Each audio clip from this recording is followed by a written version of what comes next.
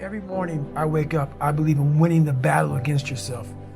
People say, why do you say that? Because there's a lot of things you can control. When you wake up, I talk about making your bed. Make your bed, make sure your house is clean, make sure you get your breakfast, make sure you shower, shave, whatever you're doing, control that. Don't hit the snooze button. All these things are very important. That's been told a lot of times. Why don't you hit the snooze button? Because you wake up already failing. So what happens when you hit the snooze button? You may not make your bed. You may not do your hair the way you want it. You may not pick the right clothes out in the morning time. And I go back to this real quick. Remember how you had a job interview for a job? We've had several of them in our lives. What did you do the night before the job, weeks before the job interview? You knew you had it. You prepared you had a bowl out for your oatmeal, your cereal, whatever you had in the morning time. Your coffee cup was out. Your clothes were laid out. You studied, you rehearsed, you were ready. You brought your best self. You were going to war with yourself because you weren't that interviewer to see your best self. You won. You got the job. After a few months in that job, you look around, you got the job. Start to back off. The clothes aren't out. You're not ready. Hit the snooze button. You don't get up on time anymore. You realize that you can still have this job and not be your best self. The interview you is gone. So winning the battle in the morning time is just that. It's that you wake up in the morning time and you own all this stuff. Because once you leave your house, the world then gets at you. And that's why I believe in not getting up in the morning time and checking your phone immediately. Everybody does that. They get up, the first thing they do is grab their phone, look at the phone. Maybe bad news on there. So how's your day start off? I don't go to the gym. I don't make my bed. You're caught up now on that phone. That's how your day starts. You lost control. So once you win that battle in the morning time, then once you go out, now you've won. You go outside your house, you may lose your job, you may have a bad hit, but you won something. So you're going into battle having already won something. Having already won. So then if you hit the snooze button, you go out, you just defeated already. You're behind the power curve. Now you've won something. You feel better about yourself. So now you're able to take these hits along the way. Yeah. So that's the mindset that I think it's important to bring with you every day you go. Everywhere you go in life. Win what you can. When I was 297 pounds and I was fat as hell trying to be a Navy SEAL, the scariest thing in the world to me, even to this day, was that could have been the rest of my life. I thought then I was trying hard. That's the scariest thing in the world. I thought then, 297 pounds, working for Ecolab, spraying for cockroaches, making $1,000 a month. I thought that was me at my 100% potential.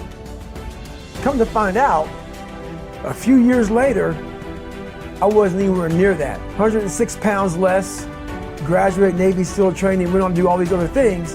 Looking back on that was me trying hard. That's why people gotta understand, what is in us, we have no idea until we start trying hard. And I mean really trying hard, where you're obsessed with, hey, this is my new norm. My new norm is that, wow, this isn't always fun. It's not always meant to be fun. And that's when you know you're trying hard.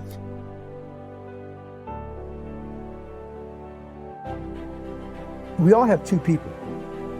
We all have two people. And I'm not saying you're crazy.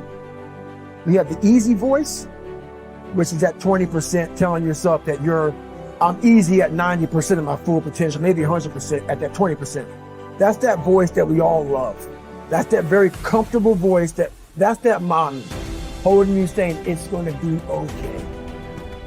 Doesn't care how good you are, just loves you.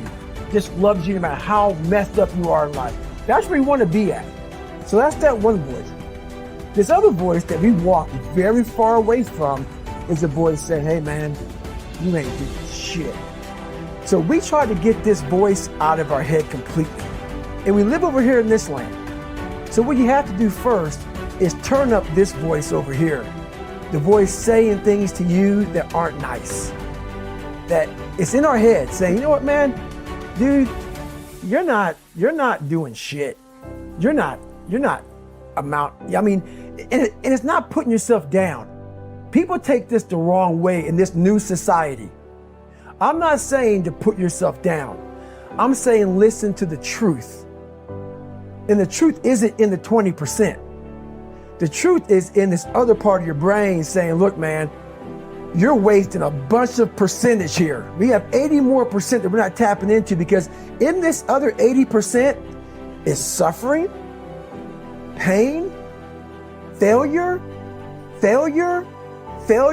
self-doubt, darkness, and then a whole bunch of light. But to get to this light, you gotta go through all of this shit. So a lot of us know that. We know. We do know deep down. Yeah, I can get over here, but over here, man, this is much better, because I gotta go through this journey that is not fun. This from 20 to 100%, this shit in between is not fun. So we decide to live over here. So everybody goes, how do you do that? You know exactly how to do that. You know exactly, it's not a magic trick. There's nothing I talk about in that book that's a magic trick. It's all back down to a very primitive mindset of we just have to do. It's like breathing. Breathing becomes normal. Like we don't know that we're doing it. That's how you have to live your life.